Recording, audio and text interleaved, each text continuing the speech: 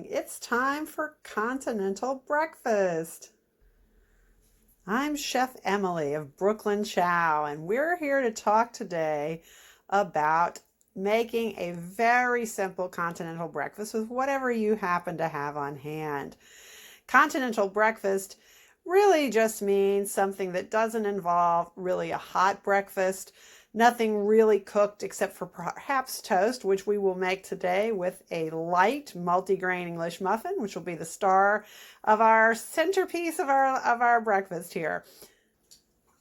And here is that centerpiece already prepared here for getting ready to toast it. It's just been taken out of the freezer, which is where Chef Emily keeps extra of these English muffins just in case. And of course, Alabama has come to help out here. That's right. Thank you so much. Say, continental breakfast doesn't really excite me, but I can get on board with some of the extra leftover yogurt and maybe some butteries from the toast. Thank you, Alabama. Thank you so much. So for our fruit accompaniment, we will be having an apple, these few grapes, which we will be cutting in half, and this lovely mandarin orange. We will be featuring our blueberry Noosa yogurt, one of Chef Emily's favorites. We will be using Kerrygold Irish butter, and we will be accompanying that on top of the English muffin with the wonderful French Canadian beautiful cherry preserves. This is a wonderful brand. Really like this brand.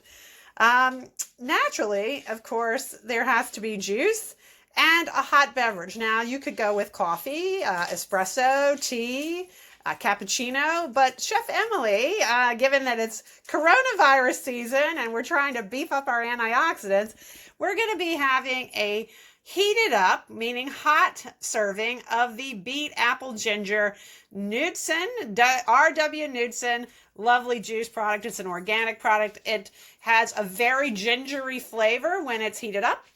And for our cold beverage, we're going to be having this apple juice, and this is just a store brand apple juice. Any kind of apple juice that you like is good. And we always have to have just a little something sweet on the plate.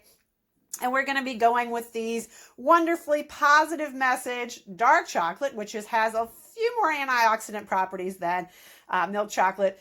And we're going to be going with these Dove chocolates on the side. These are beautiful, beautiful Dove chocolates. Please note that I have not manicured, so don't pay attention to my fingernails here today.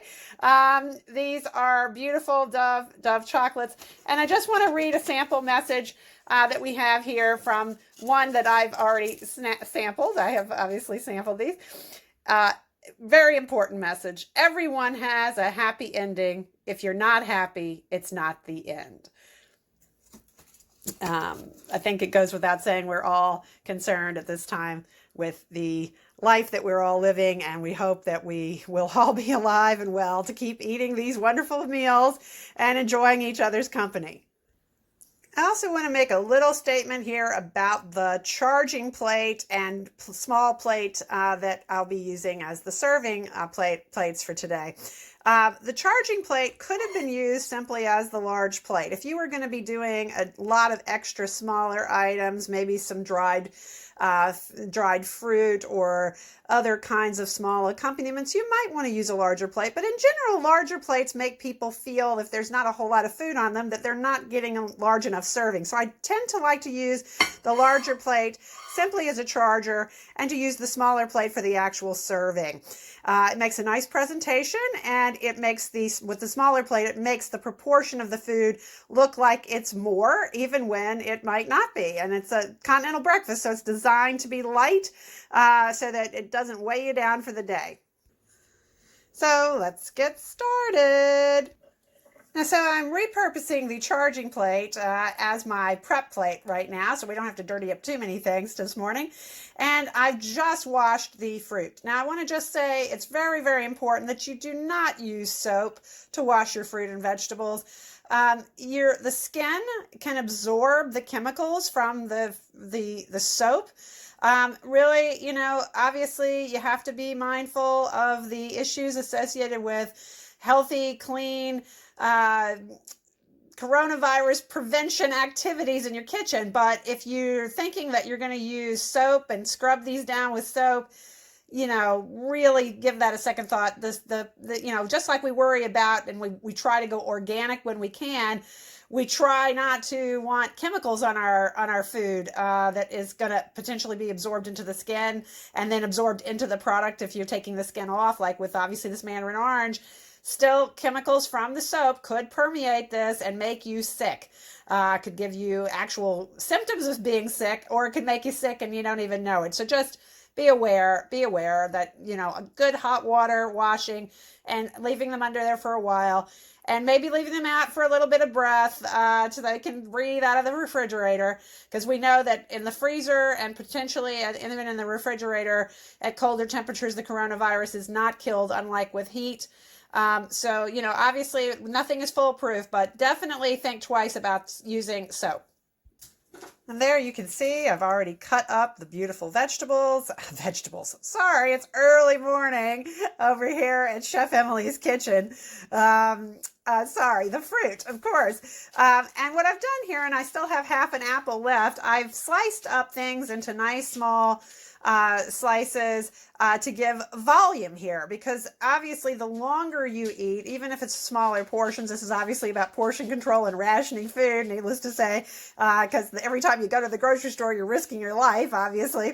We have the mandarin orange, which has all the little bites. I've sliced the wonderful, beautiful grapes. They're seedless, beautiful red grapes here, and they've all been cut in half. And they've been cut on the long end so that they give, again, a larger appearance.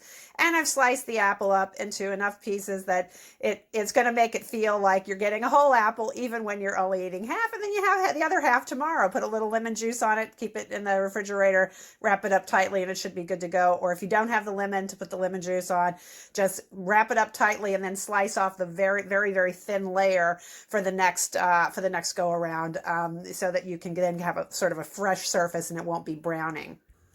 And now I've put the beet, ginger, wonderful Newton juice into the pot, and I am letting it cook. Obviously, I have some other dishes on the other burner. Hopefully, they're not going to get overheated by the lovely little concoction I'm cooking up over here.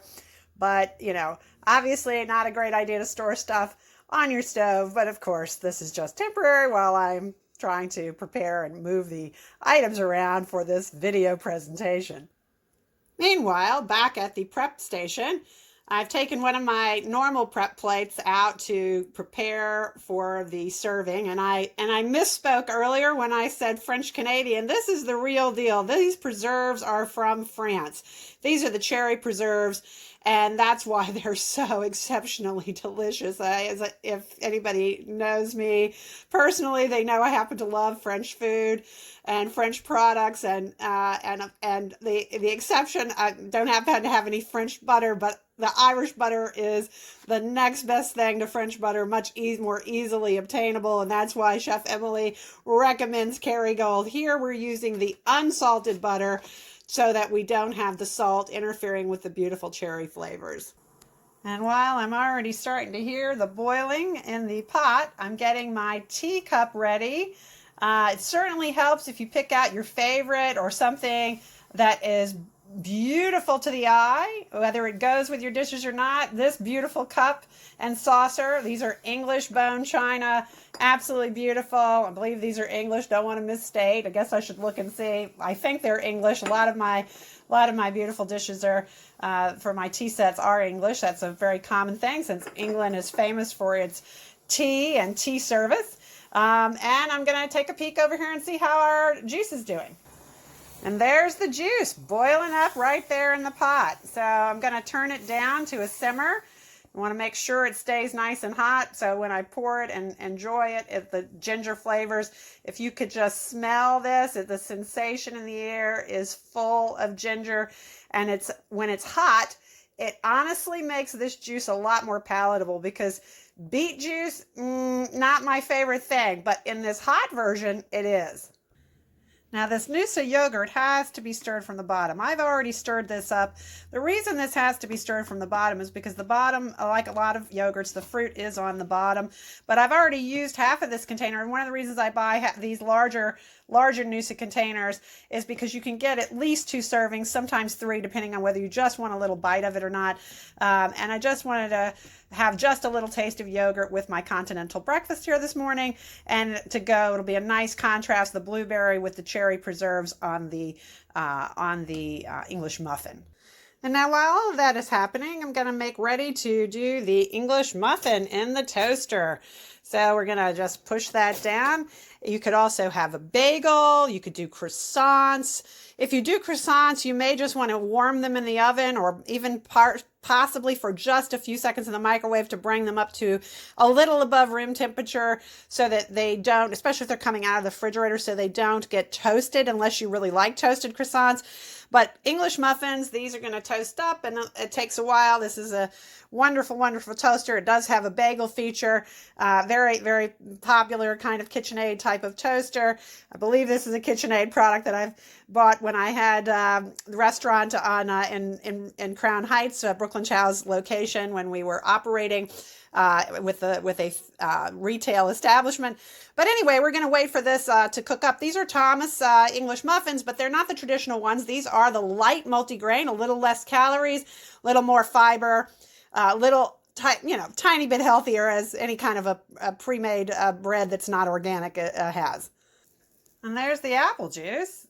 Just poured, and I've used one of my beautiful juice glasses, if you can see that there, with the light coming in from the beautiful window, the sunlight in the morning, and a little light on the juice glass showing the etched flower there.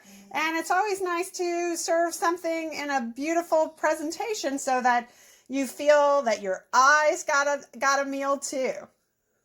Now here's a little trick. I have just heated this for about 25 to 30 seconds. I believe I used 30 seconds in the microwave. That actually starts the butter starting on a melting type of a process, makes it easier to spread, softens it, and it takes, and of course these just popped up. Look at that. They just popped up. I think you heard that pop.